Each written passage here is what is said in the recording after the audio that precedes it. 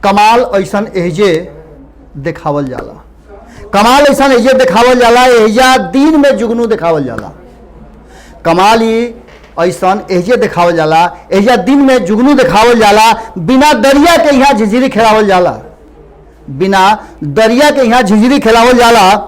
बाजार सियासी हो, यहाँ बोली लगावल जाला। गोड़ लागत नहीं हेरा से अभिनंदन बरुआ के अपना कार्यक्रम जना के नाम है खूटा ठोक के। विषय तो रुआ जानते बानी कि लगातार बिहार के राजनीति पर कहाँ गर्मी और कहाँ ठंडई बा। हालांकि ठंडई के बाजार खत्म हो गई बा, खाली गर्मी बा, आ रहा बा जाड़ा। लेकिन बिना रजाई के, बिना कोनो कारण के एजा उमस बढ़ल चल जाता। और ये उमस के शांत करे खातिर जौन अलग अलग तरह के दवाई बा, हवा बा, बयार बा, वो सब पर पहरा लागल बा। सुन ही बानी रुआ कि राजनीति है, सियासत है, एजा कुछ हो सकेला। और जब कुछ हो सकेला तो रुआ समझ तानी कि सब कुछ रउए खातिर हो रहल बा। लोकतंत्र में लोग पहले आवेला, तंत्र बाद में आवेला। लेकिन वो लोग जब तंत्र के बनावे खातिर वोट देला, ओकरा बाद तंत्र आजाद हो जाला और लोग पर राज हो जाला। 2015 में रुआ वोट दिले रही, 2005 में रुआ वोट दिले रही। आज़ादी के बाद 1947 में जब देश आज़ाद भइल, ओकरा बाद रुआ कई हाली वोट देवे के मौका मिलल, सरकार बनल, देश कसहूँ चल रहल बा। दावा बहुत बा कि हम ही हई कहनी, हम हऊ कहनी, हम हतना विकास कर देनी। लेकिन स्थिति बहुत विकट चल रहा बा। खास करके अगर बिहार के बात कल जाओ तो आंकड़ा में जैसन कि रुआ लोग से शुरू से बता रहा बानी, सबसे फिसड्डी बिहार साबित हो रहा बा। और बहुत सारा क्षेत्र में कोरोना संकट के दौरान सब कोई अपना अपना के तैयार कर लिहल, लेकिन बिहार चुनाव के तैयारी में लग गई बा। जहां लोग आज भी, कुछ लोग तो कोरोना के संगे संगे बाढ़ों के दंश झेलता, लेकिन सरकार सिर्फ दावा, और सरकार के दावा सरकारे में बैठल लोग, उनका साथी उनका पर प्रहार कर रहा बड़े। लेकिन चुनावी रण इतना जबरदस्त हो गई बा, चुनावी मैदान में उतरे के तैयारी इतना जबर तरीका से हो रहा बा कि हर कोई चाहता कि 243 रन के जो आंकड़ा बा, ओकरा के सबसे ज्यादा तेजी से हम ही पूरा कर ली। एकरा खातिर हर तरह के साम दाम दंड भेद जितना भी नीति बा सब अपनावल जाता। एक तरफ जहां रुआ देखला होगा कि लालू प्रसाद के दरबार लागे लागल रांची में, लोग टिकट खाती हो जा रेला लगा के जा रहा बा।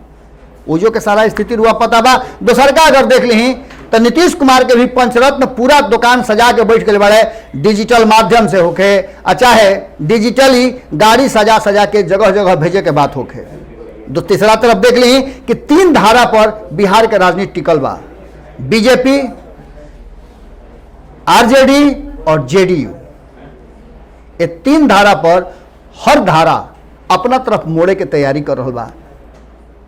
संगम के रुआ नाम सुन ले हो कब, लेकिन उस संगम लोग के पवन पावनी गंगा और अन्य नदी के संगे जुड़ के मिलल, ओजा जाकर के लोग अपन तीर्थ करेला। लेकिन यह तीनों धारा के ऐसा स्थिति बा कि जौन से बिहार के लोग के परेशानी बढ़ गई बा।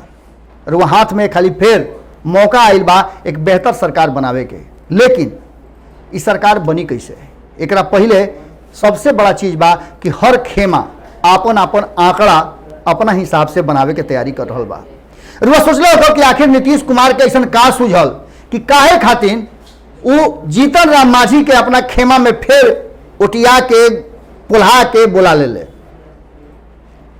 बड़ी बढ़िया बात रहे कि 2014 में जब चुनाव भई रहे, हार के अपना ऊपर पूरा श्रेय लेते हुए या हार के कारण नैतिकता के आधार पर इस्तीफा देने वाला नीतीश कुमार बहुत बड़ा अपन दिल देखौले और जीतन राम मांझी के मुख्यमंत्री के कुर्सी पर बैठौले।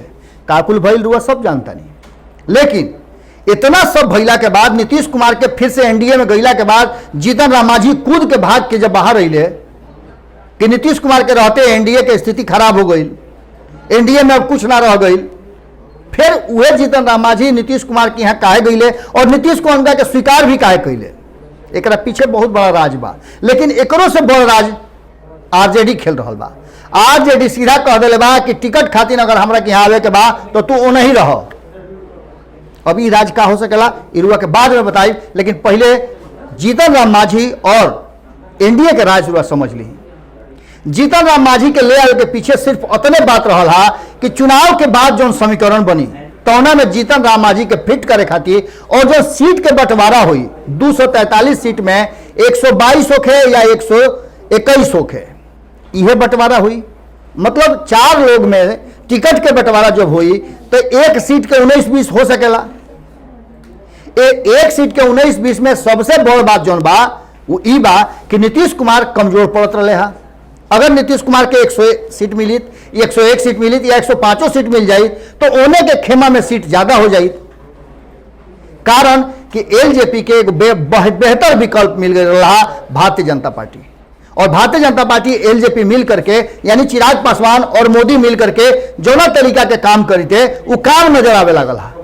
नीतीश कुमार एक से डरा गई हा और डरेला के चलते नीतीश कुमार के बुझाइल है कि उनकर 100 सीट हुई तो वो लोग के पलड़ा भारी हुई, और ऐसा स्थिति में नीतीश कुमार अगर पिछड़ गई तो उनका के साइड किनारे कर दिया। ये चलते नीतीश कुमार अपन गति बरियार करे खातिर, अपन कुनबा बरियार करे खातिर जीतन राम मांझी के ले हा, और जीतन राम मांझी के अहिला से जो सीट शेयरिंग के फॉर्मूला बा वो नीतीश कुमार के पलड़ा के तरफ हिसाब से बराबर तरजुई हो गई बा।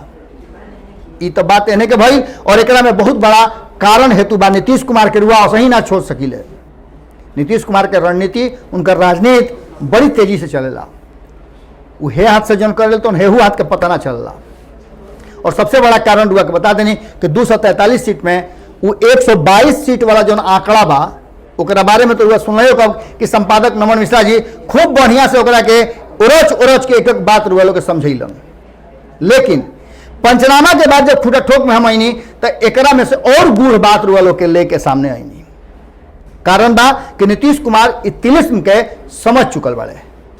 उनका 122 सीट के जो तिलिस्म बा वो तिलिस्म के तोड़े खातिर जीतन राम मांझी के जरूरत महसूस होत रहे। हालांकि कहे वाला तो और कुछ कह रहा बा। महागठबंधन के लोग के कहना बा कि नीतीश कुमार शरीर से भले महागठबंधन रहे हा, लेकिन आत्मा से उनकर मन हमेशा उन्हीं रहल हा।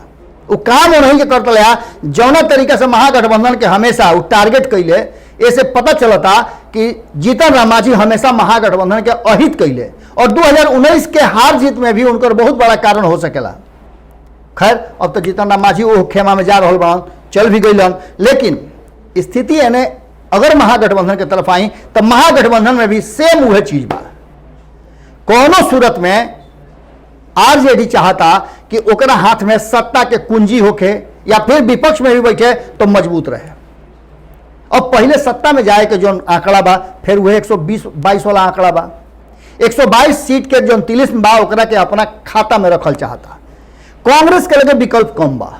कांग्रेस या तो जा सकेला तो नीतीश कुमार के साथ जा सकेला, और नीतीश कुमार के स्थिति जो बा ओकरा के आरजेडी अपना हिसाब से समझ रहा बा। जो चर्चा परिचर्चा बा या आरजेडी के नेता जन बतिया रहा बा ओकरा हिसाब से भारतीय जनता पार्टी से बहुत कमजोर स्थिति नीतीश कुमार के बा।